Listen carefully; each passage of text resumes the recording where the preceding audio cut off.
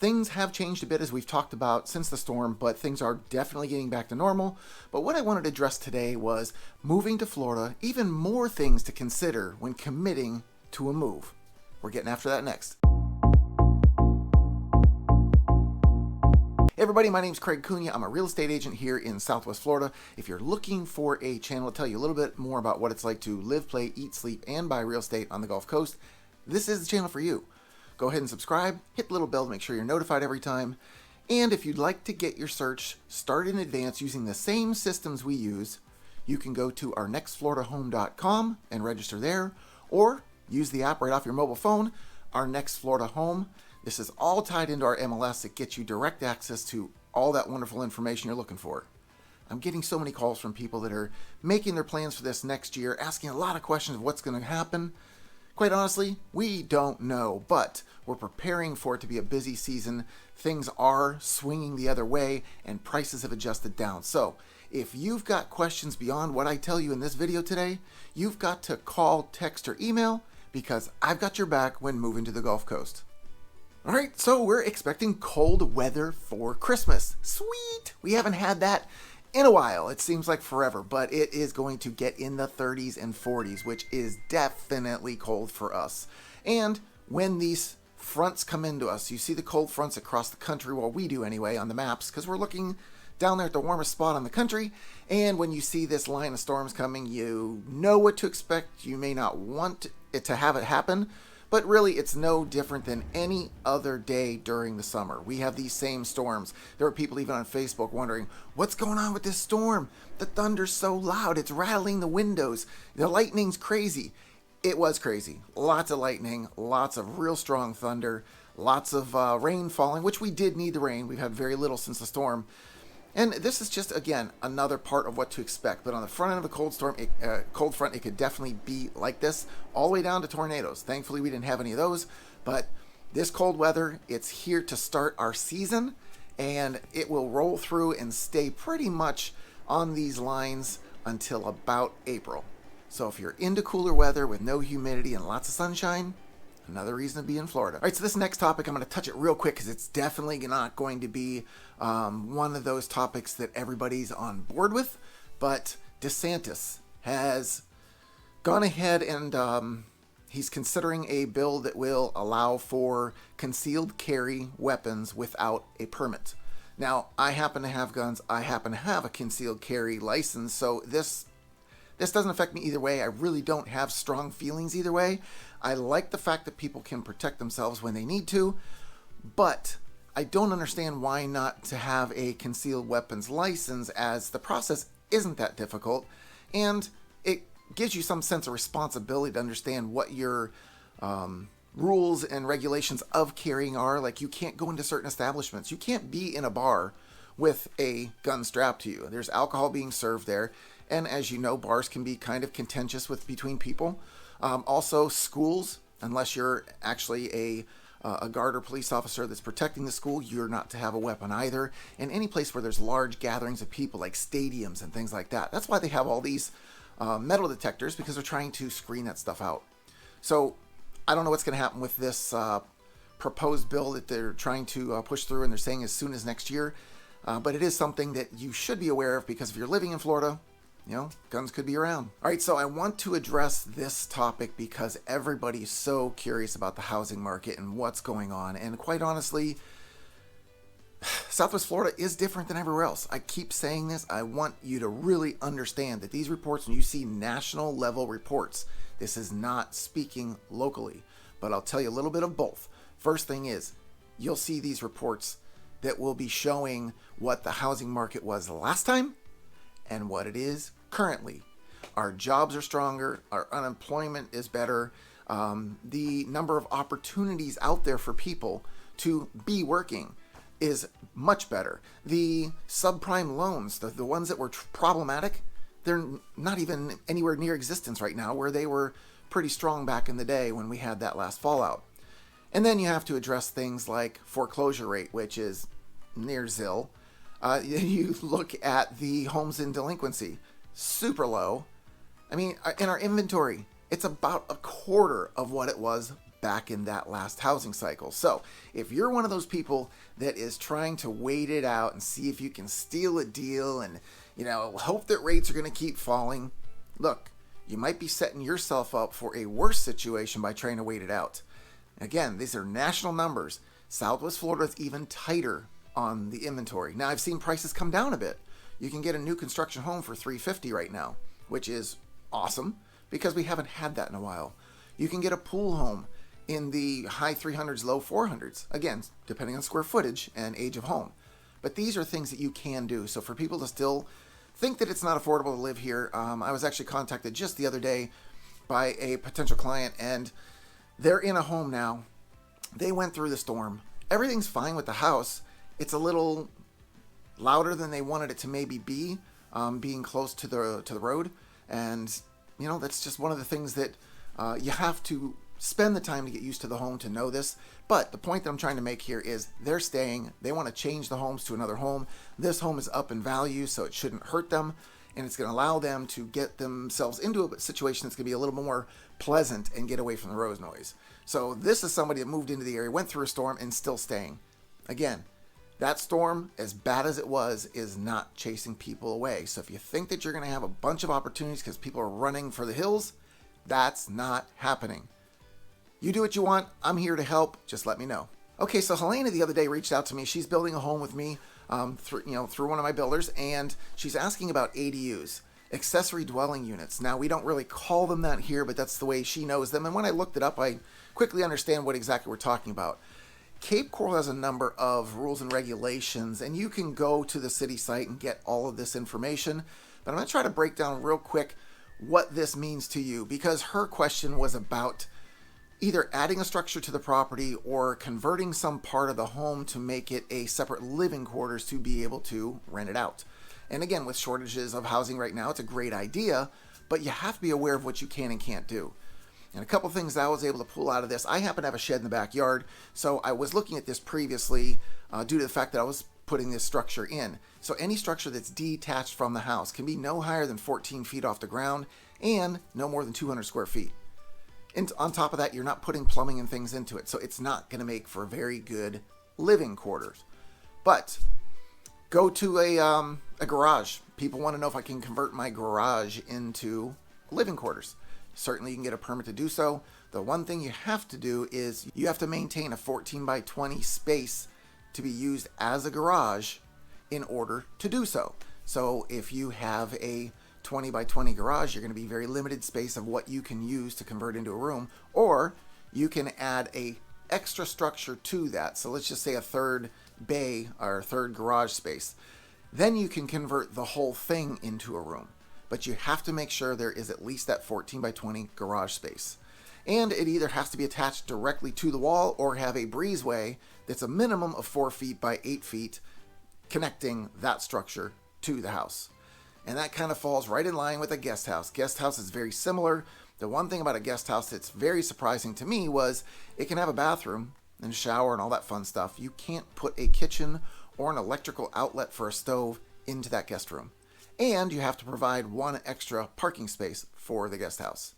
So these are just some of the rules I was able to dig up to maybe help you decide if you have a mother-in-law or mother or friend or kids that you want to provide an extra space around the house that gives a little more independent living.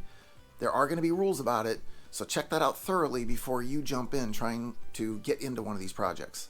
Okay, so Len called me yesterday, and we were talking about Gulf access living and how necessary it is. Now, Len's a big boater, jet skis, all this stuff up north, and he wants to do it down here, obviously. And there's a lot of other things that we're going to discuss that he brought up of what people are telling him. So be careful of the sources. Once again, whoever's telling you things, make sure that they know what they're talking about. But let's get back to the Gulf access real quick. Gulf access part is you have an option to either get a property that's on the water and walk right out your back door, put the stuff in the boat and take off, or you can put it in a marina and pay a charge to be there and just commute to the marina. Most access from marina is very quick. I'm in Burnt Store Marina. From the time I leave the dock itself, if I'm not gassing up, within about 7 minutes, I'm to the part where I can just open up full throttle. That's pretty quick. Most canal living folks do not have that quick access. So if speed is one of the things that you want, you may want to consider putting your boat in a marina. But if you're not, consider the commute on the canals for how long it's going to be to get to open water to open that throttle. Because you may think that 20 minutes isn't that long, but 20 minutes out, 20 minutes back can get long. If it's 30 or 45, even worse. You may find that you're not using the boat hardly at all because of that. And again, this is in these canals, it's going to be 5 miles an hour. They want it to be a no wake zone, but obviously I see people all the time flying up and down because they're more concerned about what they want. Keep these things in mind though. Len went from I absolutely want to be on the water to, oh my God, I could save myself a ton of money. Because here's the other thing, for every Gulf Access property you're going to be looking at, expect about another $200,000 attached to the price of the home, if it's the same exact home, just to have the Gulf Access lot. And that's on the low end. Gulf Access lots are not inexpensive. And if you go to the Southwest, you can be looking as much as $400,000 to $700,000 for a lot. Yes, that bad. So if you want to talk more about what the Gulf Access pros and cons are, we can go through that in further detail to fit your situation. But it is something to consider, especially if your dollars, if you're trying to stretch them to get the house of your dreams. Now, the thing that Len heard about from people is that we don't use the water here in Florida because they don't want to dip their toes in. There's bull sharks and gators. Okay, let's dispel a couple things. Gators, yes, we all know Florida has gators. Are they walking around just waiting for your pet to step outside or for you to step outside so they can attack you? No. But they are there. You have to be aware of that. Bull sharks, that's a first for me. And maybe this was a location further up north that somebody was telling about or whatever, but we have jet skiers here and kite surfing and paddle boarding, kayaking, boating, obviously. Everybody's on the water. So to say that we don't use the water here because of things in the water is kind of silly. I think there might be more people afraid of jellyfish than there are sharks, because the sharks that we have here, they really don't want to bother with us. There's nothing for them. Now, don't go swimming in a little pool of chum either. That could be a bad thing. But don't let these things concern you. And if so, I guess just wade in the shallow water and, be able to watch what's there in your direct area. But again, it's one of those silly things that people want to pass on to maybe keep you from moving to Florida. Now, to follow that up, wildlife experts are right now informing people and warning people that gators can be displaced in large storms, especially where there's flooding. So imagine this water picks them up out of their natural habitat and it's pushing them in directions just like it was with cars and houses and trees and all kinds of crap, right? So these gators get displaced. They get put somewhere else, somewhere they're not familiar with. And you're not familiar with seeing them there. Be careful. They could be in an area near you that they weren't before. And one of the other things I found that was kind of surprising, I already knew that they will relocate gators that are 6 feet or larger if it's kind of hanging out in one of your community ponds or something like that. You have to call animal services for that. But what they also do is if a gator attacks somebody, bites somebody, we're not talking about maiming and killing, we're just talking about biting. Some gentleman got bit the other day. Whatever he was doing near the water, I don't know. I don't recall. But that gator bit this gentleman. That gator's now being euthanized. Yes, I know. For animal rights activists, I love animals. I get it. But I guess there's something about once they bite one human, they can bite another one. So they just get rid of the problem completely. So you remember me last week talking about the water and sewer assessment. That assessment is still on the talking table. Everybody's very concerned. $35,000 is a lot of money, especially with the higher interest rate that's tacked onto it to spread it over time. Well, on top of that, they're also talking about rate increases. Now, when I say rate increases, your water and sewer, you get a monthly bill, right? Let's just say it's $100. Well, it's going to go up 3% in March of 2023. It's going to go up 4% the year after, and it's going to go up 5% the year after that, and it's going to stay that way up until 2032. Yeah, 10 years. So over a 10-year span, they're talking about it being $99 in today's terms. It'll be $150. $152, I believe, was the actual number. A month, $152 a month. So you're going up, roughly $50 in 10 years. I don't really think that's a huge number, and I can understand the cost of everything is going up. So I don't want people to get kind of worried and concerned about these kind of increases. These are really just standard of living kind of increases. $50 in 10 years for a service that you use daily, like regularly daily, I think that's a small thing to expect. And if it's something of concern, be aware that's going to happen here in Cape Coral. Now, any other city, we don't know what they're doing. If you want to try another city and take your chances there, you're welcome to do so. But that's what's being proposed right now in Cape Coral for the foreseeable future. Now, you keep hearing about the property insurance crisis. Well, I'm just going to speak briefly to this because there's so many things in the air right now. There's a lot of balls being juggled and people just don't know what's going on. I don't know any better than anyone else. I can read you any report that comes across, but as you know how I feel about media stuff is so mixed and confused that if I pulled from 10 different sources, I could probably get a good 5 to 6 different answers or a lot of different adjustments around those answers because nobody really knows what's going on with insurance right now. I can tell you my insurance hasn't changed since the storm, and yes, I had damage, and yes, they will be paying out on a claim for it, but nothing's been changed. I've been told it's illegal for them to raise your rates just because you filed a claim, but we do know that everybody's talking about rates raising, and we get it.